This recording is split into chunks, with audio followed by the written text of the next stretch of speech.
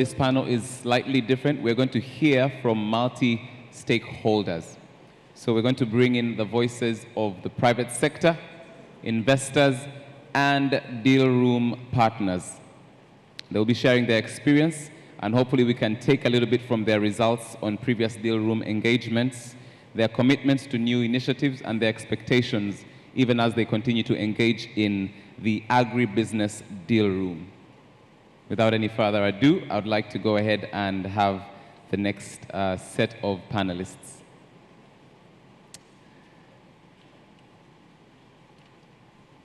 So for the discussion on finance, agro processing, and agro industrialization, I'd like us to have Governor of the Bank of Tanzania, Honorable Emmanuel Mpawe Tutuba. A round of applause, please. There you go.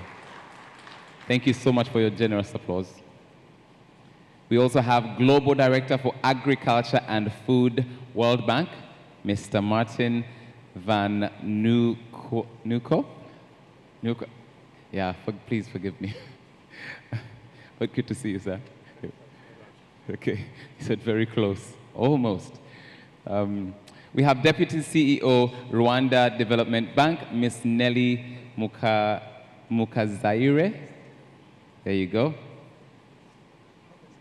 We also have Associate Vice President, Program Management Department, International Fund for Agricultural Development, I've had, Dr. Donnell Brown. Welcome, sir. Very good to see you. We have the President of METL, Mr. Mohamed Diuiji. Yes, there you are. We also have CEO Syngenta, Mr. Eric Fairwold. A round of applause, please. Fantastic.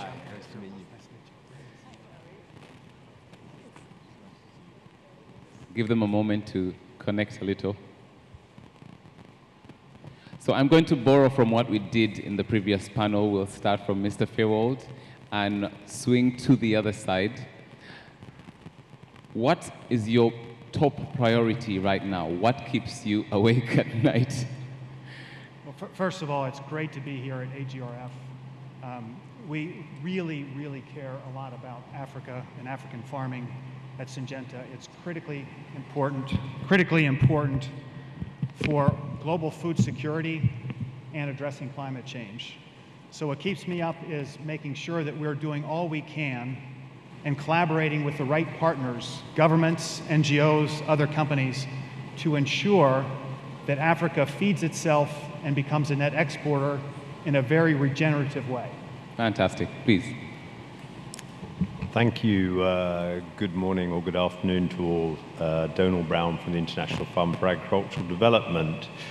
We've been a partner in Africa for about 45 years plus, and 50% of our resources get spent in Africa. If you want to know what occupies me at the moment, well, one, we need to replenish our resources so we can continue to invest in Africa. And secondly, how do we get more climate finance coming into small farmers in Africa? We focus on small farmers.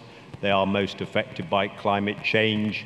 We can talk all we want about private sector investment deals and whatever, but if we can't help small farmers and farming in Africa to adapt to climate change, this is all going to be wasted. Thank you for that. Thank you very much. Good afternoon, everyone. So, well, as Nelly, as a Rwandan, it's what makes me stay awake is to be healthy and wealthy and really be part of the transformation of my nation. But as a member of Rwanda Development Board, it's mostly creating an enabling environment where investments can thrive across all sectors in my nation for prosperity. Thank you. It's fantastic that it's the same goals from personal life, health and wealth, and also in your sector. We appreciate that. Excellent question. My name is Martin van Nieuwkoop. I'm the Global Director for Agriculture and Food. Our priority at the World Bank is, how can we facilitate the financing for the food systems transformation that the world needs, particularly for Africa? Yes, please. Thank you very much, moderator. My name is Emmanuel Tutuba. I'm the Governor Bank of Tanzania. Of course, first of all, I would like to thank you for having this session. And in our capacity as a financial regulator, of course, our priority is to continue monitoring and ensure the entire financial sector be more stable to facilitate provision of loans and credits to other businesses, including agriculture sector, because we understand the importance of agriculture, and by doing so means if our financial institutions will continue providing more funds, means now even the economy will continue to be stable. Thank you very much. Very good. Yes, please, a round of applause, if you will. And lastly, Yeah, hi, my name is Mohammed Duji. I'm president of METL Group. METL Group has got interests in a lot of manufacturing, agro processing, agri. What keeps me awake is food sovereignty, food security connects to unemployment, youth unemployment. That's what keeps me awake. thank you. And I see lots of heads nodding, so we're definitely in alignment. Now we'll take a couple of questions, and all of this is around the subject of finance, agro-processing, and agro-industrialization. Let me start, if I may, with our governor of the Bank of Tanzania. It's evident that this particular space plays a vital role, and I think you've spoken to the importance of it in Tanzania's economic growth and food security. Could you share the Bank of Tanzania's strategies and initiatives towards financing and promoting these priorities? Thank you very much, moderator, for the good question, which actually goes together with the theme that you have seen in this AGRF session, which advocates for recover, regenerate, and act. You know, the moment you have put this theme, I was trying to brainstorm myself.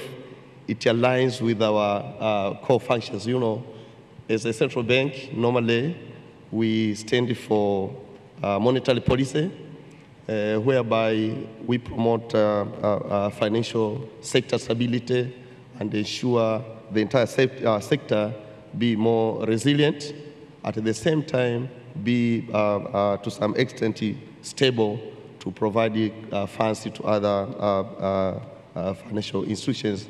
So I was trying to look on this area. For example, for us as Tanzania, we understand that our arable land, which is suitable for agriculture, is around 80% of the entire total land coverage, but still only 44% of the entire land has been utilized, and they have been looking on various areas where different institutions are looking for financing to just see the way they can maybe continue cultivating land. So there are various initiatives where the central bank and the other institutions took initiatives just to provide resources or financial resources, especially to different agricultural practitioners. And here we are talking of the central banks ourselves, where in last year we decided to create a monetary policy instrument to attract commercial banks that will have more liquidity to support agriculture. And our aim was to lower the interest rates. So we lowered the statutory minimum reserves to around 6% and encouraging all the commercial banks that will come up with specific products which will enable agricultural practitioners to access the loan that and provide loans to the interest of at least 9%, because we are talking over the single digit, means less than 10%, that will also minimize the SMR. And we have seen all the banks complied, and we were able to lower the statutory minimum reserve and give them space for higher liquidity that have been dished out. But I understand there are a number of programs which are also being undertaken by other practitioners. We had a program with FDB, who also provided a subsidy for farmers, and we are working very closely with the central bank. Now, you know, even for the case of inflation, for example, because as a monetary policy instruments, we are also controlling inflation. When you talk of agribusinesses, you touch on various areas, include from the cultivation place where there is a crop production, during the course of processing, even distribution, up to the market level. And all the financial institutions you will see, they are now at the front line, just supporting various initiatives to all the stakeholders. So I've seen this initiative that for us as Tanzania, since we have the Tanzania Tanzania Agriculture Development Bank, Tanzania Investment Bank, and other commercial banks that have opened the window, we are glad to see that we have been supporting agriculture in different ways, and including the issue of value chain, where now we have enough raw material that can be used to process a number of items, and by doing so means we are supporting the entire sector, but at the same time supporting economic growth for Tanzania. So there are so many things to share, and I believe yes. Time is not on our side, but I really appreciate to have this opportunity, but we can even share even after this session. Thank you very much for your time. Thank you very much. So that's from this, please a round of applause, a round of applause, a round of applause. So from Tanzania, let us go to Rwanda. We are all quite aware of the success that Rwanda is having in terms of attracting investment and also fostering the expansion of agro-processing and agro-industrialization. Could you speak to that? What is leading to this success? We would like to learn from you. Thank you very much. For the few hours I've spent in this country, I've learned the word hamjambo. Thank you. Good afternoon again.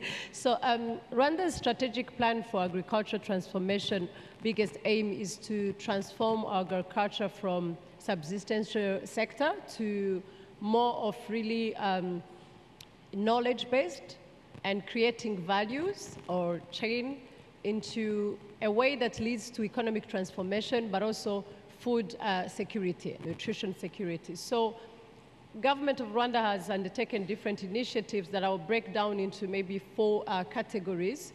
The first one is creating a conducive environment in terms of investment in general. Because when you're talking of agriculture, I believe even those who spoke before us, we are in an era where we see agriculture as a driver of investment and change and transformation, not only for just putting food on the plate. So it links, first of all, creating a conducive environment in terms of investments. I will say 2 examples. Today we have a one-stop center in Rwanda Development Board, where you get every service if you're an investor in any sector. Starting from registering your business, you can register it in 8 hours maximum, and then in 8 hours you have business registered. And so, if I may interrupt you. Yes. Did you say 8? 8 hours. Did you say hours? Yes. Kindly give us a moment to let that sink in. I've had a few discussions with some of the people who are in this room, and sometimes there's infrastructure challenges that do not allow for anything that says 8 hours. So a round of applause. That sounds like major progress. Thank you. And I'll hand it back to you. So, and that is mainly enabled by the fact that you have every single permit, every single license you need, you get it under one-stop center. So that's one practical example that will lead also to agriculture investment when we talk of enabling agro-processing and so forth. The second one is also having rules and regulations that facilitate that. Our new investment code, for example, has facilitations that allow up to 15% preferential income tax. You can have 7 years of tax holidays if you are also in that sector. And then you can have also reduced corporate income tax up to 15% for agricultural exports. So setting up also rules, laws, regulations that enable that is also another step. The second one is now also access to finance.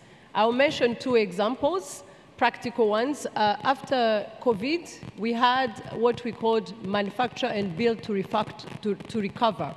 We are talking of recover today. It is one of the themes we have. So that manufacturing and build to recover program, all sectors are allowed to have facilitation on all tax exemptions if you have an investment of $1 million US. But for agriculture, if you have only 100,000 US dollars of investment, you get all those benefits, tax holidays, tax exemptions, so that because we believe in boosting agriculture and we believe that it's a key sector. The second example is also Export Growth Fund. Today we have fund that is channeled through our bank, Rwanda Development Bank, but also other commercial banks, where people in agriculture sector can have access to up to 600 million US dollars. You have 2 years of period of grace. You get it at 8% interest rate, and you can pay over 15 years.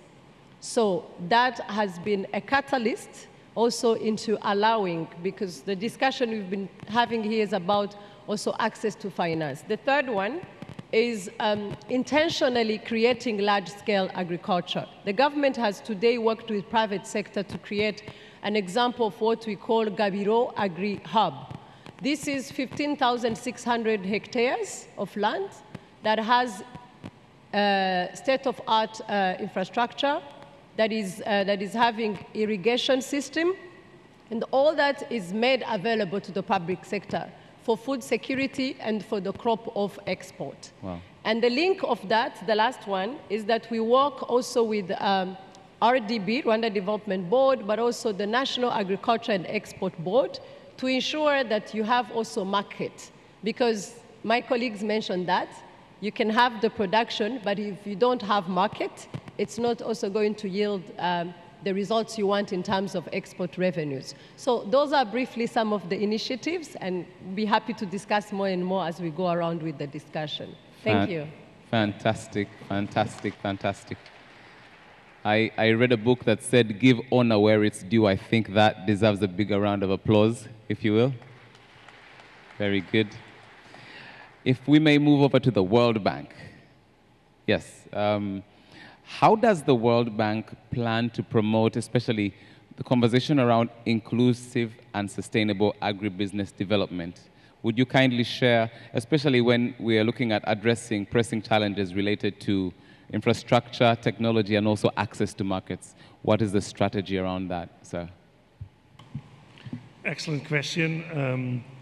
And I think, agribusiness, agro-processing in Africa, we think is a huge opportunity. We have done some analytics that actually show that the estimated value added of agri-processing, so post-harvest value addition in Africa in 2030 would be around $1 trillion, driven by population growth, urbanization, and income growth.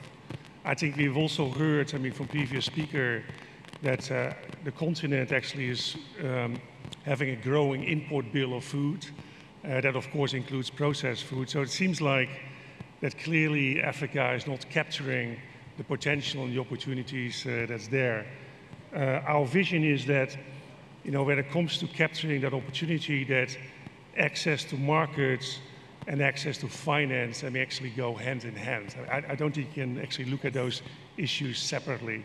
Now, we're trying to deal with that to various kind of interventions and support. We have a kind of a menu there so that we can tailor also what is needed in according with specific country conditions. Of course, one is, and I think you've heard all those speakers talking about it as well, ensuring an enabling policy environment for the private sector that come in. Now, that sounds very abstract, but in real terms, it means, okay, looking at competition policy, is there actually space for the private sector to come in, or is that space taken up by the state-owned enterprises?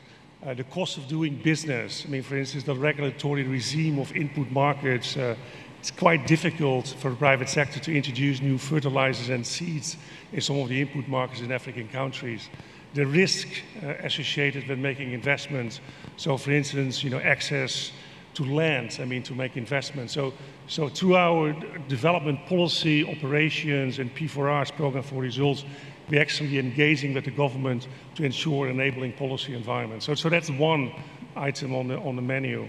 A second item is, of course, and it was also mentioned, the ensuring infrastructure and logistics. So think about agri-clusters, agri-processing zones, where government supports, the infrastructure, the water, the electricity, the transport, in return with anchor investors that commit to invest in processing capacity that actually generates value added and generates employment. One can think about those public-private compacts, that you want to move forward. Of course, many of the agribusiness in Africa are small and medium enterprises, so how can you actually tailor some interventions particularly to those? In that respect, the bank has quite some experience in we call it productive alliances, where we actually bring and I think it was also mentioned by a previous speaker, where we bring producer organizations and link them up, with buyers to offtake agreements, and we provide the seed money for those agreements to work. We think, that those offtake agreements and those productive alliances are very, very attractive, because actually it resolves multiple constraints in simultaneous fashion. Smallholder farmers, small and medium enterprises, they face many, many constraints. And very often when you resolve one constraint, something else quickly becomes the binding constraint. So arrangements where you can resolve multiple solutions in simultaneous fashion can really, really generate impact. For instance, the offtake agreements provide access to markets. The offtake agreements provide access to technical assistance to farmers to produce the quality. The offtake agreements can be collateral for financing. And the offtake agreements, provide, very often the offtakers actually provide access to inputs. So those are just 3 examples. I have a few more, and I hope I have an opportunity to come back later in the conversation. Thank you very much. Thank you so much. A round of applause, please.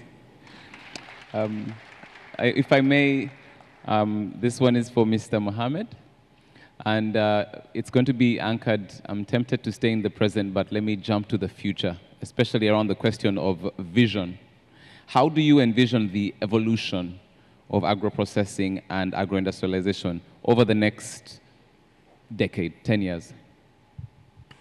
So let me start by giving you a small story. I have signed the Giving Pledge. The Giving Pledge is an initiative by Bill Gates, Melinda, and Warren Buffett for philanthropists across the world to do philanthropy. So we have conferences every year, and the time we met was the time when there was Ukraine-Russia war. And people talked about ocean, environment issues, but I was talking to them about food security. Now, let me give you a little bit of a thought. You look at Africa, the GDP of Africa is about 3.2 trillion. What is the population? 1.4 billion.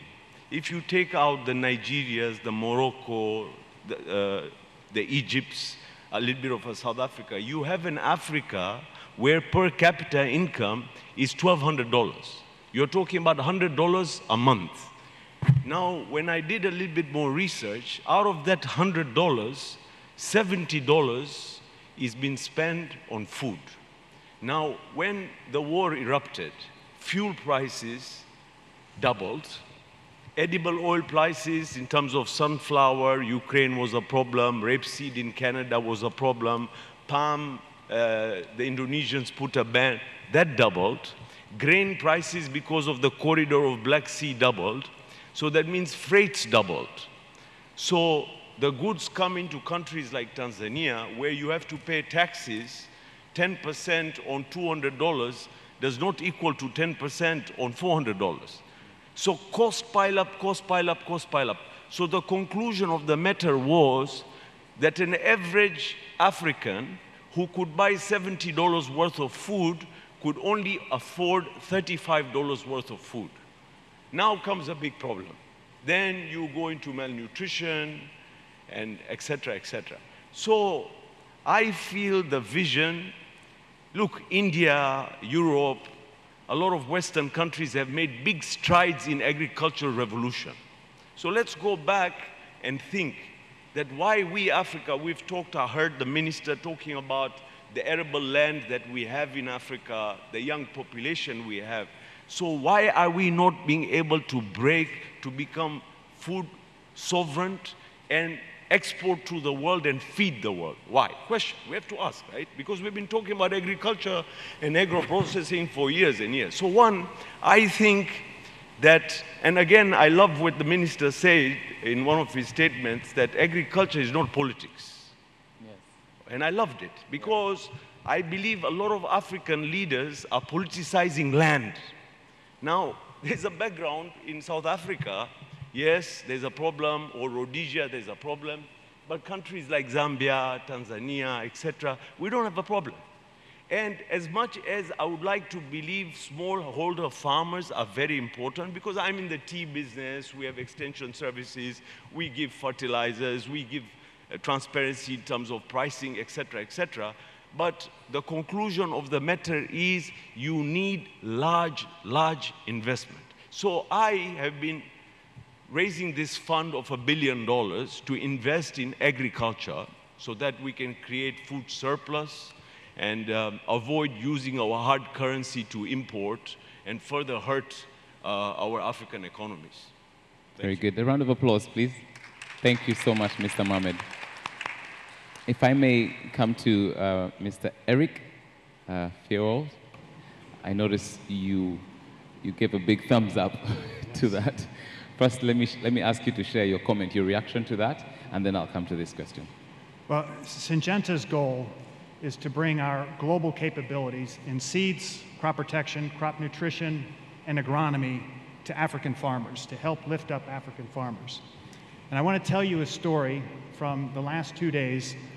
In my long career, 42 years, the last 2 days were among the most exciting I've ever had around lifting up smallholder farmers to be medium and larger farmers, and to see firsthand how collaboration between governments, input providers, downstream, can come together to make a huge difference. And the story I'll tell you is about Wilmar's rice milling facility in Morogoro. So I visited it Sunday for the first time. I met with Vinod Kumar, who runs the facility, and Santosh Pillai, who runs Wilmar for all of Africa. They have built a world-class rice milling facility here in Tanzania that's processing 100,000 tons per year and will ramp up to 300,000 tons per year. That's real scale. Now, their goal was to source from Tanzanian farmers, local farmers, let them scale up so that they can supply high quality, high productivity rice that they can use here locally. So we have something called MAP centers in other countries, Modern Agriculture Platform, where we bring together agronomists and product knowledge capability to serve the farmers to help lift them up. For the last 2 years, Wilmar and Syngenta have been working together, also supported by Yara for fertilizer. And yesterday we saw the smallholder farmers, hundreds of them in this area, went from 4 tons per hectare to 8 tons per hectare. Fantastic. By collaborating with the government for better seed, the right fertilizer, the right crop protection products, and the right agronomic advice. The better news is not only did they double their yields, but they increased the quality. So Wilmar pays more for the rice. And I saw it on the farmers' faces, their joy to be able to bring high quality, high yielding rice and get paid cash so that they can go and reinvest in their farms to grow their farms. So my point is, we have the technology, we have the capabilities, If we collaborate, governments, downstream companies, upstream companies, NGOs, and put our thinking and put our capabilities together, we can make this happen in the next few years. Africa can feed itself and become an exporter. Big round of applause. Thank you. I do notice that my question to you was going to be about scaling, because it's definitely a passion that you have. Perhaps maybe we could stay there a little bit. What would make the submission that you've given, what would take it to the next level? What would be the cherry on top of all that? On top of all that, the positive and the progress that's happening? I think what we see a lot of, and I've been watching this for many, many years, and we've been trying many things, is that we often bring a piece of the solution. So a new digital tool, a new seed, agronomic advice. We bring pieces of the tool to farmers, but not solutions. When we bring, it just dawned on me yesterday that when we bring the full solution to farmers, and you can only do that by collaborating, no company has all the capability, but when you collaborate and you bring the right tools together and you go to the farmer with, here are the seeds you should use, here's the crop nutrition you should use, here's the protocols, and we'll follow with you in case there are problems, then the magic happens. And it doesn't take new technologies 5 years from now. I mean, of course, better infrastructure, better trade rules, there are things we can do to enhance it, but we can do it today. So it's about taking examples like what Wilmar's doing and doing it more, scaling it up now, scaling it rapidly.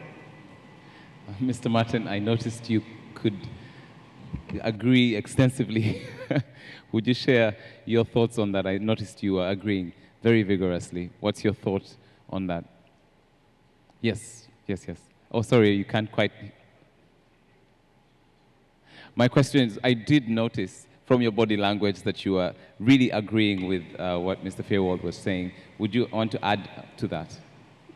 No, what I heard was basically confirming what I said earlier about the nature of productive alliances. Yes. I mean, smallholder farmers face multiple constraints. Very often what we do is, okay, what's the priority? We do priority setting, and then we come in with one single solution to one of those constraints. So when you have arrangements that actually resolve multiple constraints simultaneously, that is getting the impact, and I think that was a great example. Yeah. Very good. Thank you so much. I come to Dr. Donnell now, if you will.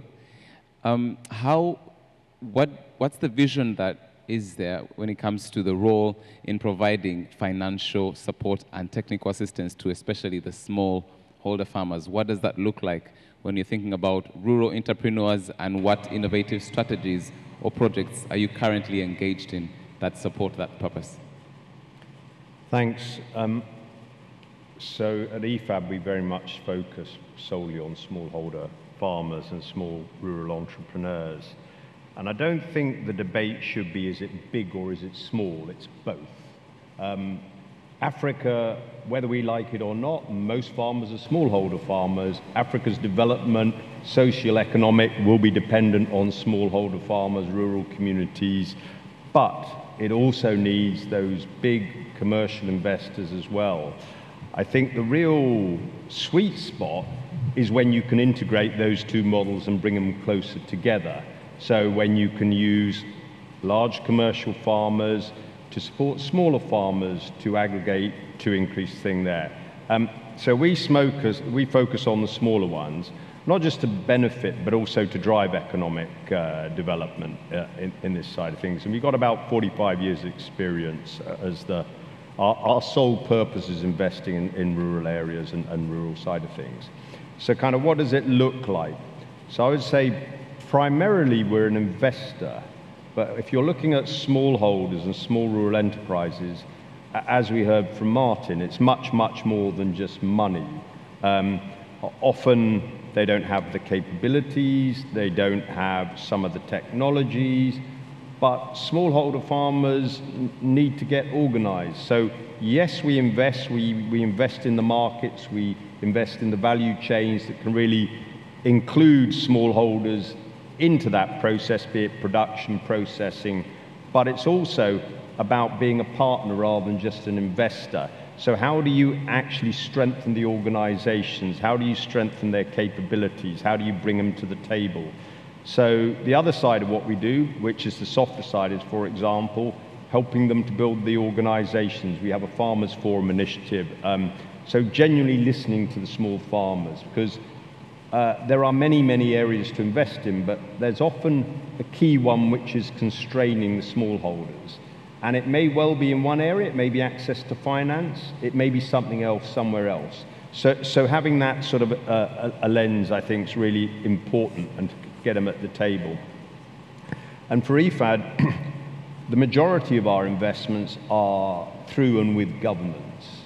But we can now invest directly with the private sector as a complementary set of investments. And that's a real area of expansion for us, because there's a lot we can do with governments, but there's a lot we can do directly with the private sector. And we tend to try and take a niche of those really small rural financial services, rural aggregators, processors that we've probably been working with our projects, but they're not getting the investment from the sector to expand.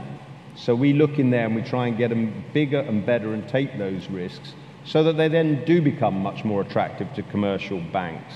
And that's something we're going to do more and more as we move forward. And maybe lastly, coming back to the issue that I said at the beginning, climate change is here and now, and it's really affecting smallholders. I mean, I was just out at Lake Victoria in the last few days. You go to Mwanza, you look how dry it is, the rains have really, I wouldn't say failed, but they haven't really delivered there.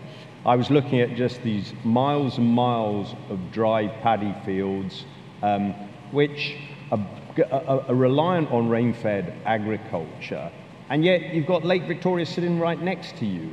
You know, it just seems incredible that we've got a whole system reliant on rain-fed agriculture that we know is more and more unreliable, yet we're not got the irrigation and the access to those to really get things going. So that's the sort of thing. We also need to think about climate in these investments. Very good. I'd like to just a moment, please. Ms. Nelly, I noticed you were nodding when it came to systems and processes in terms of we have a lake, but we are dealing with this. It doesn't seem to make sense. What do you find is the situation that leads to that kind of, we have a lake, we could be solving big problems when it comes to irrigation, but somehow we are not. What is the impediment in the between there? Oh, sorry, may not be hearing me well. So my question is, yes, please. Oh, you didn't. So I should have said the full name, Ms. Nelly Mukazere, okay. Yes, No, I apologize. Well, I would think it echoes what other speakers have said, is to sit and do an integrated model and really look at the solutions in a combined effort. And I will speak again of a practical example. When government with private sector, we started the Gabiro Agribusiness Hub. That was one of a way of trying to see how about we make sure we have the right infrastructure, irrigation system is working. It requires government participation, but also private sector. We look at the seeds. We work with companies that are going to bring the right seed, as the other speaker mentioned, seeds that are going to give the right yield, the quality, but also quantity. Because if you're speaking of food security plus exportation, you also need numbers, you need quantity. How do we make sure that we incentivize people who are going to do that?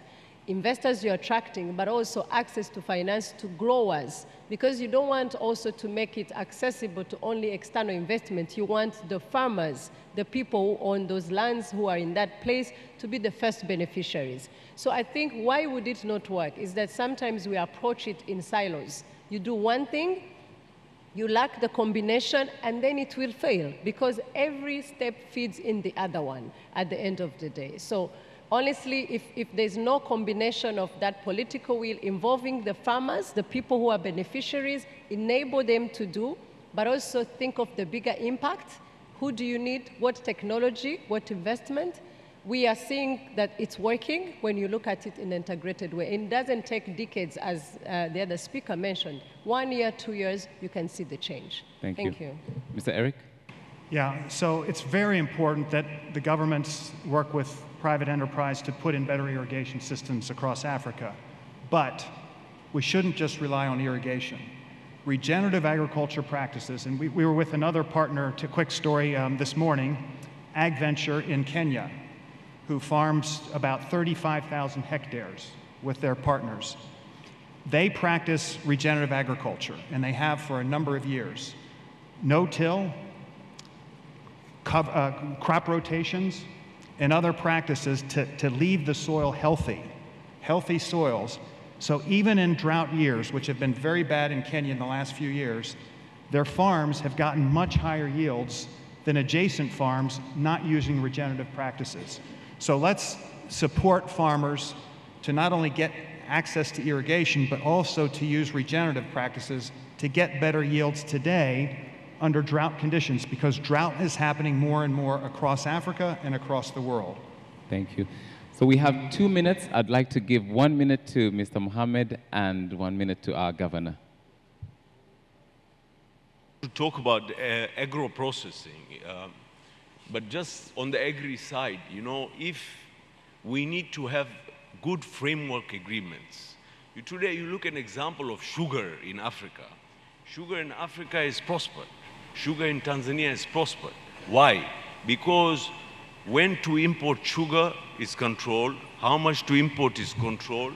After that, there's crazy amount of taxes. So basically, sugar is like drugs, doing drugs business. You can't bring it in. So if today someone is going to go and invest $1 billion and say, I'm going to replace 5 million tons of wheat, today the duty on wheat is 10%. They say, so it's a chicken and egg situation. So you come to 200,000 tons, I will increase to 20%. You come to 500,000 tons, I'll increase to 25%. So there has to be a framework agreement. And one more point, sorry. Without agro-processing, agri is meaningless. Now I want to ask one question. Today this country produces cotton, and we are probably the third largest cotton producers. How come we only have 3 textile mills? So what is happening? We are ginning the cotton is going to China, they spin, they weave, they mercerize, they dye, they print, they knit the garment, they send it back to us. There are crazy taxes here protecting us, yet we cannot compete. So it's a paradox. So unless and when the policies are not going to be set correct on the agro-processing side, we'll continue to talk about cocoa and Ghana and chocolates and Switzerland and what our farmers are getting, etc., etc. Thank you so much, Mr. Mohammed. And lastly, thank you, yes. And lastly, Honorable Emmanuel Mpawe, what would be your parting shot, sir? Thank you very, very much, moderator. I really appreciate that in general, I'm looking agriculture sector as a profitable sector. And now for us as financial institutions, including others at different levels, I believe what is needed is to have in place a bankable projects that will be submitted to these financial institutions, get more resources, and provided that the entire sector is profitable, I believe they'll get more resources and continue to implement their interventions and enable our economy to grow. Thank you very much. Very good. A big, big, big, big, big round of applause for our panelists. I'd invite them to take their seats. Thank you so much for your contribution. It means a lot. A bigger round of applause, I think. Yes, thank you so much. In case you came in the middle there and you were wondering exactly what the subject was, well, we've been listening to our multi-stakeholder panel, and we're looking at how we bring the voice of private sector investors and deal room partners into this conversation. And we've had quite a bit of their experience, and I must note that it was heavy on passion, and we know that Africa is in good hands with people like this. I must say it is a beautiful thing to see you exchanging cards. Fantastic.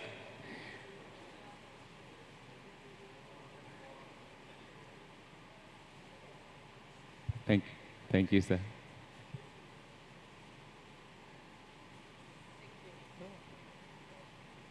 Thank you very much.